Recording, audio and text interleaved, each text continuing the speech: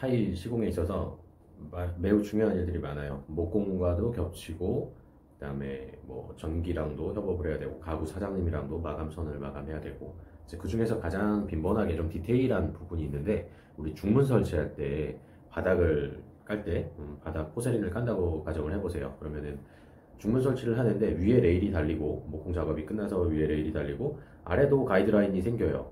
그 가이드라인을, 그 중문 설치 가이드라인을 타일로 매립을 해야 될 때 어떻게 해야 될 것인가, 어떻게 해야 굉장히 가장 깔끔한 마감이 나올 수 있는지에 대해서 한번 얘기를 해보려고요. 중문 설치 가이드라인이 어떤 것은 폭이 1cm, 어떤 것은 뭐 5cm, 뭐 길이도 제각각이겠죠.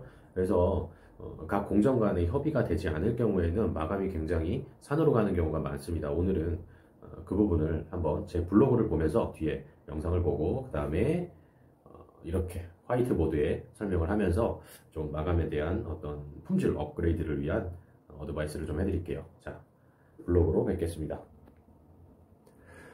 자, 이제 제 블로그인데요. 이제 볼게요. 48평형, 일단 수제 타일 욕조를 제작했고, 타일 구매처는 유년상제, 올 졸리컷으로 들어갔어요. 코너비드가 하나도 안 들어가는 올 졸리컷. 거기에 매립 선반도 있고요. 바닥은 1200에 600 이태리 타일로 들어갔어요. 그래서 프로젝트라고 해서 제가 실측 가는 날 사진을 찍었네요. 레벨기를 들고. 자, 인스타는 타일 7167, 유튜브 바이블 타일 이렇게 돼 있고요. 사진이 너무 많아요, 이번 블로그에는. 그래서 좀 글을 좀 자제했어요. 그래서 뭐 이렇게 나옵니다. 지금 뭐 거실 욕실은 못 썼고, 안방 욕실은 무슨 타일을 썼고, 부자재는 어떤 걸 사용했고. 자, 저 같은 경우는 이제 현장 도착했습니다, 정리후 시간 되면 시공 시작했습니다, 이런 것을 좀 문자를 좀 드리는 편이에요, 아침에 시간이 되면. 왜냐면은 뭐 직장 때문에 바쁘시거나 현장에 많이 못 오시는 분들을 위해서 이렇게 아침 작업 시간이라든지 정리 후 시공 시작하겠습니다, 뭐 보양을 해놓은 경우에는 이렇게 보양을 따로 하고, 이렇게 작업 공간을 확보하고, 이렇게 여기서 작업을 해오는 이런 작업도 이렇게 사진을 찍어 드리고요. 그러면은 아마 좀 의뢰인 분들께서 조금 더 믿음을 가지시고 신뢰를 가지시겠죠. 그리고 좀 밖에서 일하시는데 믿고 맡기실 수 있으니까 조금 더 심리적으로 안정이 되실 거예요. 예. 오늘 다 뛰어 넘어갈게요. 여러 가지 내용이 많은데 다 뛰어 넘어가고, 자, 중문 쪽으로 한번 가볼게요. 오늘의 이슈, 여러 가지 이슈가 있는데 다음번에 다른 것을 한번 다루기로 하고, 오늘은 여기 진 팀장님, 웨스트사이드 오스트레일리아 타일 팀 리더, 이렇게 호주에서 7년간 타일 팀 리더를 했던 우리 동생이랑 같이 일을 하고 있습니다. 예.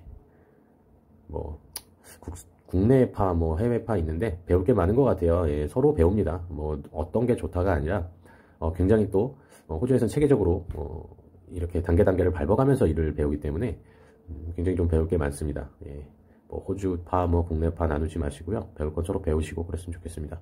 자, 이건 욕실 뛰어 넘어갈게요. 제 연장들. 자, 이제 슬슬 거실이 나와요. 서두가 좀 긴데 앞으로 뛰어넘기를 하셔도 괜찮습니다.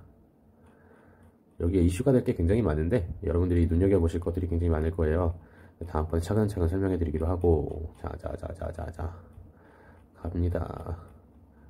공용 욕실을 지나서, 자, 이제 여기 왔어요. 예, 여기 왔습니다. 이게 뭐냐면 이제 중문 레일이에요. 레일이 이렇게 달리는 거예요. 슬라이딩 도어가 이렇게 현관이 굉장히 커요. 현관이 굉장히 큰데 마감 사진을 보시면 현관이 어떤 모양이냐고, 이렇게 커요. 현관이 이렇게 큽니다. 그래서 중문 레일이, 하단 레일이 이렇게 달려요. 근데 하단 레일의 폭이 1cm예요. 하단 레일 폭, 레일을 보여드릴게요. 자, 요게 레일이에요. 요거 얇은 바가 레일인데 요게 요 안으로 쏙 들어가야 돼요. 요 양쪽 날개가 3mm 밖에 안 돼요. 양쪽 날개의 폭이 3mm 밖에 안 돼서 요 안으로 쏙 들어가야 돼요. 근데 이제 중문 업자분과 협의를 하는데 타일을 먼저 깔고 이 부분을 글라인더로 다 1cm 이 폭으로 글라인더로 다 날리자는 거예요. 그러면 괜찮다고. 근데 저는 아니라 그랬어요. 저희는 이걸 글라인더로 날리면 글라인더가 열을 먹음으로 인해서 날이 휘어지고 정교한 커팅 자체가 안 돼요. 그리고 제일 문제가 뭐냐면 이 끝부분에서 레일의 끝부분에서 마감이 안 나와요. 글라인더로 날리면 이 끝부분을 어떻게 날릴 것인가에 대한 고민이 생겨요. 어떤 건지 한번 볼까요? 자, 이게 타일의 단면이에요. 글라인더가 이렇게 동그랗게 생겼겠죠. 우리 단순하게 생기면 이렇게 회전을 하면서 타일을 이제 잘라요. 그러면 타일이 이렇게 생겼다고 하면 타일이 뭐 10mm면 이 10mm 두께를 계속 잘라 나가요. 그러면은 요 부분이에요. 요 부분에 와서 글라인더가 이렇게 먹어 들어갈 텐데 이 부분을 어떻게 커팅할 것인가. 요 부분을 뒤집어 볼게요.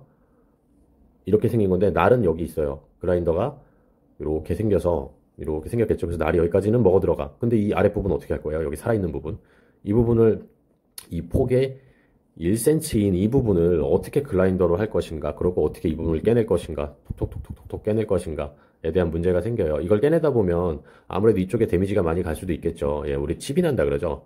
예, 칩 난다 그러는데 이 부분이 이빨이 나가서 굉장히 안 좋게 깨질 수도 있겠죠. 그래서 상식적으로 그라인딩을 매긴다는 것이 이 부분은 뭐 가능할지 모르지만 끝부분에서의 마감 처리가 굉장히 불안했기 때문에 안 된다고 예, 강력하게 좀 얘기를 했습니다. 그 협업하는 부분에서 그것은 타일의 성질과 그라인더의 이런 어떤 구조 자체가 안 맞아서 매끄럽지 못한 마감이 될 수 있어요. 그래서 다시 한번 영상을 보면서 설명을 드릴게요. 자, 그래서 우리 먹줄을 튀겼어요. 이렇게 길게 한 줄로. 이게 한 1800이 넘을 거예요. 중문 슬라이드가. 이게 현장이 굉장히 커서 이렇게 먹줄을 튕겼어요. 그래서 1cm 두께를 맞추려고 예, 요 부분까지 커팅을 했어요. 요 부분까지 이렇게 예, 요 부분까지 커팅을 해서 맞춘 겁니다. 벽도 휘었죠. 벽 휜 부분도 타일을 갈아내서 맞춰서 다 끼워 넣었어요. 그래서 이 부분까지 연결돼서 여기가 스타트 지점이에요. 여기가 스타트 지점, 찍어주신 스타트 지점에서 1cm 간격으로 이렇게 타일을 커팅해서 일자로 맞춰서 도킹한 모습이에요. 딱 끼워 놓은 모습. 이게 그래서 영상을 한번 볼까요? 최종 영상을 자, 이렇게 디테일하게 스타트 지점 표시해서 스타트 한 겁니다. 자, 이게 이제 영상입니다. 자, 커팅을 해서 놓으면 이렇게 깔끔해져요. 슬라이딩 플랫폼이 이렇게 쏙 들어가야 돼요. 일자로. 근데 글라인더로 커팅을 하다 보면 휘게 돼 있거든요. 날이 정밀하게 일자로 커팅이 되질 않아요. 그리고 제가 말씀드린 부분이 이 끝부분, 이 부분의 마감이 깔끔하지 않기 때문에 이렇게 딱 들어가질 않아요. 그래서 이 부분은 타일을 정교하게 커팅해야 이쪽 벽면 쪽에 타일 부분을 정밀하게 커팅해야 이쁜 마감이 나올 수 있어요. 그래서 마감은 양보란 없는 것 같아요. 예, 저도 많이 실수를 하고 시행착오를 겪지만 내가 옳다고 하는 거 더 좋은 마감을 위해서는 좀 시간을 더 쓰고 정교하게 몇 번 더 손을 보는 그런 작업이 필요할 것 같아요. 새끼손가락 넓이보다 안 돼요. 넓이 자체가. 그런 마감을 했고요. 우리 타일 시공하다 보면은 제일 많이 가장 많이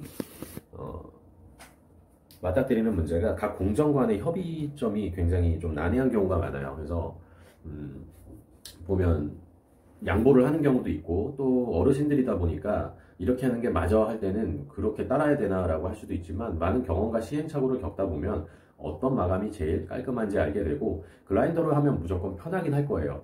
단시간 안에 그냥 쭉쭉 그면 되니까. 근데 그만한 마감 품질이 나오기는 참 어렵다고 생각을 합니다. 그래서 우리 인테리어 하실 때 어떤 각 공정 간의 협의에 있어서는 타일이면 타일 쪽에 어떤 마감 의견을 더 듣는 게 맞고요. 제가 만약에 목공 쪽에 조금 더 비중이 있는 마감을 선택했다고 하면 듣는 입장이라고 하면 목공 기공분의 어떤 마감 방법을 따랐을 거예요. 그거에 맞춰드리는 게 맞죠. 예, 그렇지만 요번 중문 레일은 매번 겪는 거기 때문에 어떤 그 플랫폼 샘플을 먼저 달라고 하는 경우가 많습니다. 거의 100%. 달라고 해서 그것을 도킹 테스트까지 완료하고 스타트 지점, 마감 지점, 엔딩 지점까지 끝까지 밀어서 확인해 보는 작업이 필요합니다. 예, 그래야 두 번, 세 번 손이 안 가고 고객님들이 투자하신 만큼의 기대하시는 만큼의 퀄리티가 나올 수 있다고 생각합니다. 자, 오늘은 타일과 중문의 마감 교차점에 대해서 좀 말을 해봤어요. 다음 시간에는 다른 이 영상 중에서도 굉장히 포인트가 많아요. 지금 조정 욕조도 있고 졸리컷도 있고 매립 선반도 있고 굉장히 많은 방수도 있고 굉장히 많은 포인트가 있는데 하나하나 짚어가면서 다음 시간에도 타일링에 대한 인테리어 타일링에 대한 포인트를 잘 성공하기 위한 포인트를 짚어가겠습니다. 자, 긴 시간인지 짧은 시간인지 모르겠지만 11분이 넘어가네요. 편집을 좀 하고 다음 시간에 또 뵙겠습니다. 감사합니다.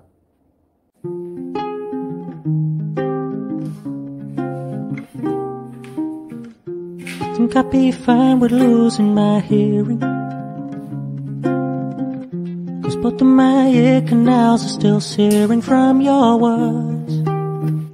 You know I don't wanna stop interfering, but I wonder if all that's gonna do is make it worse. think I'd be wrong to blame it all on you.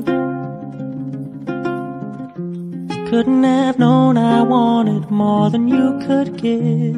And though I never asked for anything from you, I was hoping I would get a little bit closer than I did.